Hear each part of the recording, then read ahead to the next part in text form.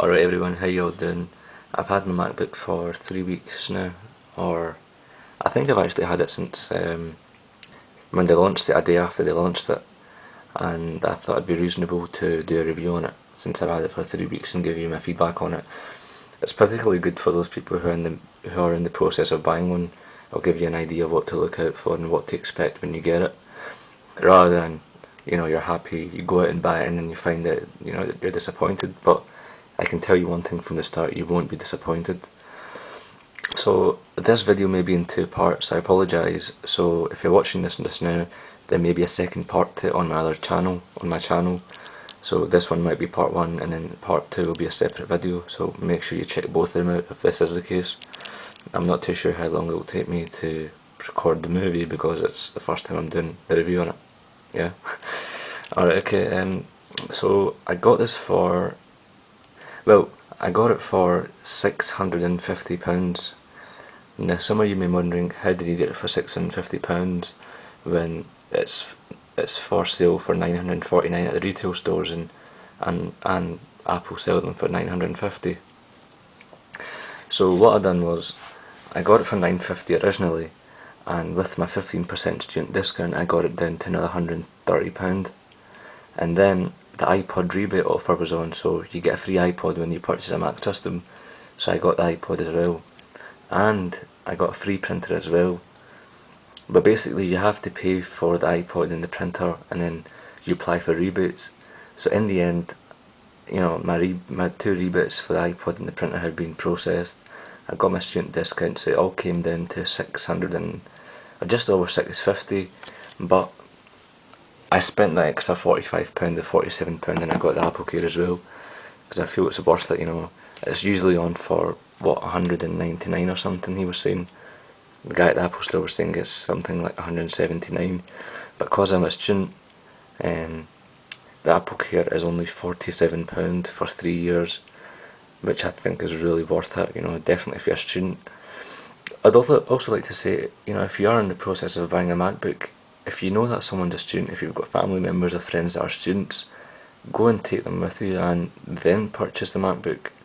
All those people who are saying, oh, this is dear and stuff, the MacBook's expensive. Take a friend, take a cousin who's a student, use the student card, and take the special offer on, and you'll save a few £100 or dollars or whatever your currency is. Okay, enough about this, I'll move on to the MacBook. If I can just get it. Okay, it's a fantastic machine. Okay, I'll go over the two bad things, or three bad things that I think about this laptop is the USB ports. It's only got two. My previous Dell machine had four, which was still not enough, but this had two. I knew it had two USB ports before I went out and got it.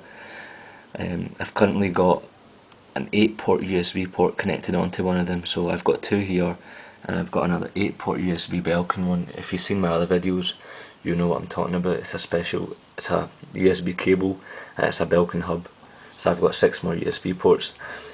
Some of you may be wondering, why has he got so many ports? What's the use of it? I've got my printer, my flash drive, and my mouse, and quite a lot of accessories that I need on the time, especially because I'm a student. I need to always have my printer on, printing out notes. I can't be bothered to keep on changing the wires, so hence the reason why I've got it. I'm not too fussed about the FireWire port. It doesn't have one. I've no use for it, so I'm not really going to complain about it. The design is absolutely fantastic. The quality of this aluminium, I've had no problems with it. Well, I should have said this at the start. This is my second aluminium MacBook. If you see my very first video, I had to, you'll know what I mean. I had to go and get the MacBook replaced because, let me just turn this around, because this latch was loose. This one is loose as well, but it's not as bad as the first one that I had, and I'm not too fussed anymore.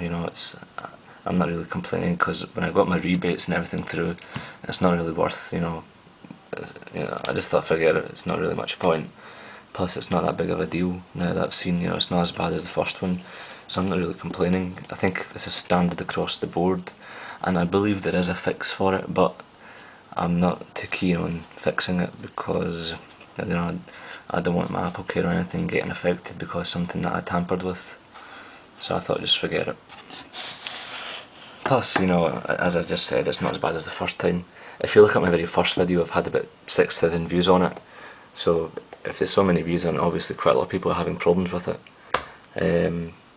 But the first one, my first machine was really bad, so Apple replaced it instantly. They seen it, they said, we're giving you a new one, and I said, fair enough. They didn't argue, nothing. The guy went in the back, got a new system, brought it out, and I've got a spare set of Apple stickers and a Apple cloth because I forgot to put it in the first one that I went to exchange. And I told them that, just take it, a new one, and they said, no, keep it, it's fine, it's not a problem. They just laughed. They said, no, you keep it, we don't need it, we've got the system, that's all we need. If I just go open this up and just let this load up. One of the other bad things as well is this keyboard, you probably won't be able to see it. In fact, you won't be able to see it, is that it gets greasy. Even, it will just tend to get greasy and it becomes quite noticeable. It's not something that I like, but my old Dell one had the same problem, so I think, I'm not really complaining, I suppose. It's just, plus the thing is, I never have it.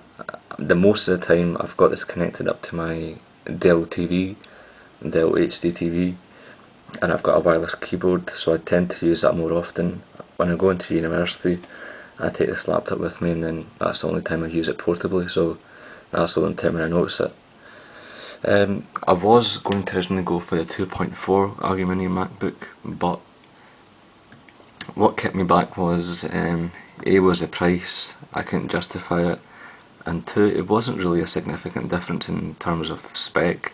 Yeah, you were getting the 0.4 CPU speed, and you were getting a backlit keyboard, and I suppose a bigger hard drive, but it's no use to me because I've already got 2 external hard drives, and plus I don't really tend to keep much on my internal hard drive. I copy movies and TVs and stuff, episodes, I just copy them over to my external hard drive, so there's not really much point in me using it. Another thing I've seen on quite a lot of forums is the slanted keyboard, and I believe I've got the same issue with the F buttons, which I'm not. The thing is, you don't really realise them until people bring them up. I didn't realise it until people were saying, oh, we've got keyboards, this and that.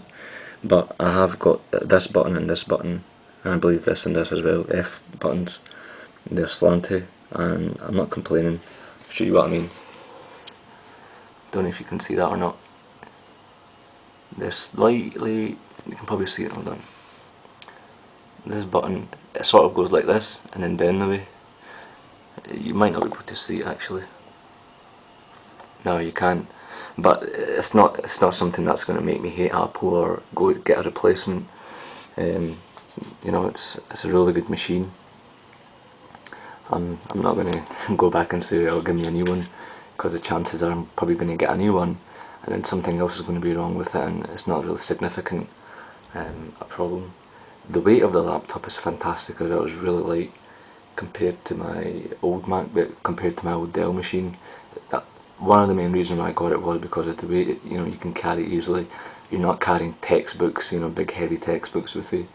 You just put it in your computer and put it in your bag, and that's your way. You don't even realise you've got a laptop on you. The pros to this machine are design, weight, Leopard. The operating system is fantastic. It's better than Vista. Not that I had any problems with Vista. I thought Vista is better than XP. I've been using Windows for over 10 years, and Vista was a really good improvement. So I have no problems with Vista. I think it's a really good operating system, but Leopard is far superior in my opinion.